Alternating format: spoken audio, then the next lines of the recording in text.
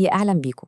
سنة 2026 خلاص على الأبواب، والسنة دي بالذات مش طالبة مننا قرارات جديدة وخلاص، لأ، دي طالبة مننا نعمل تحديث كامل، أبجريد لنظام التشغيل بتاعنا كبني أدمين، تحديث لطريقة تفكيرنا، شغلنا، وحتى طريقة اهتمامنا بصحتنا. والجملة دي يعني بصراحة بتلخص كل حاجة. لو مفيش تغيير حقيقي وجذري في عاداتنا اليومية يبقى احنا فعلياً بنضحك على نفسنا، مجرد بنغير الرقم في النتيجة لكن حياتنا نفسها واقفة في مكانها. طيب السؤال المهم هنا، ليه التحديث ده بالذات ضروري قوي السنة دي؟ والإجابة ببساطة إن العالم اللي حوالينا بقى شغال بسوفت وير تاني خالص، وأنظمة التشغيل الشخصية بتاعتنا يعني عاداتنا وتفكيرنا بقت قديمة، محتاجة أبديت. الذكاء الاصطناعي بقى في كل حتة، والبيانات بتتدفق علينا من كل ناحية، ضغوط الشغل نفسها شكلها اتغير. كل ده معناه إن طريقتنا القديمة في الشغل والمعيشة والتفكير ببساطة ما بقتش كافية. الموضوع بقى عامل زي سباق، والعادات القديمة دي هي اللي بتجرنا لورا. وشوفوا الرقم ده، 72% من الناس الكبار قلقانين من تأثير الذكاء الاصطناعي على الاقتصاد وعلى شغلهم. ده بيوضح قد إيه القلق ده منتشر، وإن السيستم بتاعنا الحالي مش جاهز أبداً يتعامل مع التحديات دي. والخوف ده على فكرة هو أكبر دافع ممكن يخلينا نتغير. تمام، كده إحنا فهمنا المشكلة. من هنا بقى هنبدأ نتحرك ناحية الحل. خلونا ندخل على أول جزء عملي في الأبجريد بتاعنا، وهنركز فيه على إزاي ممكن مش بس ننجو، لأ، إزاي نزدهر مهنياً في عصر الذكاء الاصطناعي.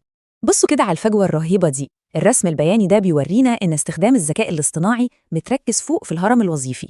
87% من المديرين الكبار بيستخدموه، في مقابل 27% بس من الموظفين العاديين.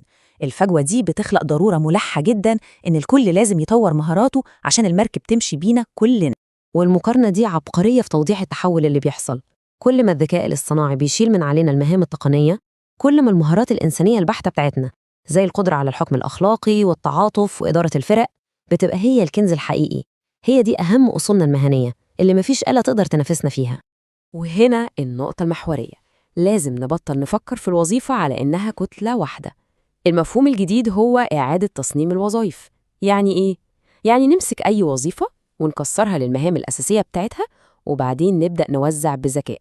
المهمة دي يعملها إنسان عشان محتاجة إبداع، والمهمة دي يمسكها الذكاء الاصطناعي عشان محتاجة سرعة ودقة. تمام، خلونا بقى ننتقل للموديول التاني في التحديث بتاعنا، وهو إزاي يبقى عندنا سيطرة كاملة على صحتنا الجسدية والعقلية، أو زي ما ممكن نسميها السيادة الحيوية. الجدول ده بيلخص نقلة نوعية في تفكيرنا ناحية الصحة.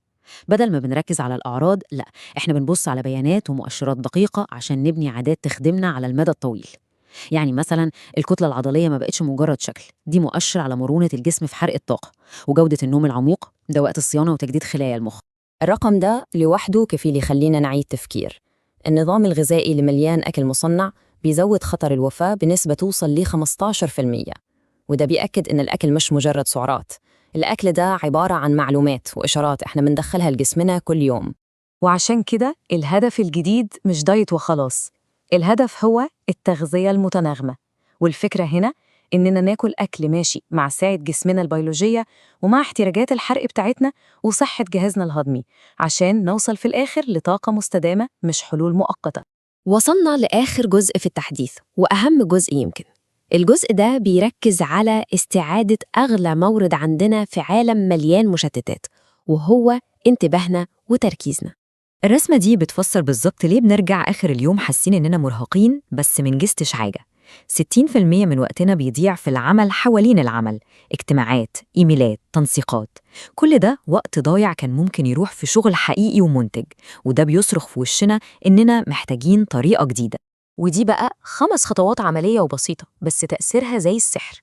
كل خطوة فيهم هدفها إننا نرجع إحنا اللي نتحكم في التكنولوجيا، مش هي اللي تتحكم فينا. بداية من إننا ما نمسكش الموبايل أول ما نصحى، لحد ما نعمل غروب رقمي ونفصل كل الأجهزة قبل النوم بساعة. دي ما بقتش رفاهية، دي ضرورة عشان نرجع تركيزنا تاني. ممتاز، دلوقتي إحنا معانا السوفت وير الجديد. النقطة الحاسمة بقى هي إزاي نعمله انستول صح، إزاي نثبته بشكل فعال عشان يكمل معانا وما يبقاش مجرد حماس وقتي. وهنا بقى بيجي التحول النفسي العميق ده. بدل ما الواحد يقول لنفسه أنا بحاول أتمرن، يقرر ويقول أنا شخص رياضي. لما العادة الجديدة تبقى مرتبطة بالهوية اللي عاوزين نوصل لها، الالتزام بيها بيبقى تلقائي، بيبقى تعبير عن مين إحنا، مش مجرد فعل بنعمله. ودي بقى القواعد العملية اللي بتخلي نظام التشغيل الجديد يثبت وما يطيرش. الموضوع أكبر من قوة الإرادة، الموضوع هو تصميم نظام يخدمنا، زي مثلا قاعدة اليومين اللي بتقول عادي تكسل يوم بس إياك تكسل يومين ورا بعض، أو إنك تصمم بيئتك عشان تخلي الصح هو السهل والغلط هو اللي صعب. والجملة دي بتلخص فلسفة كاملة. الهدف مش إننا نكون مثاليين 100%. الهدف هو إن اليوم ما ينتهيش وإحنا ما عملناش أي حاجة خالص، إننا نتجنب الصفر. الاستمرارية حتى لو كانت بخطوات صغيرة جدا هي دي مفتاح التحول الحقيقي. وبنختم بالسؤال ده اللي بيحرك العقل. في النهاية مع كل التطور التكنولوجي ده، القوة الحقيقية لسه في إيدينا. الاختيار في الآخر هو اختيار إنساني بحت.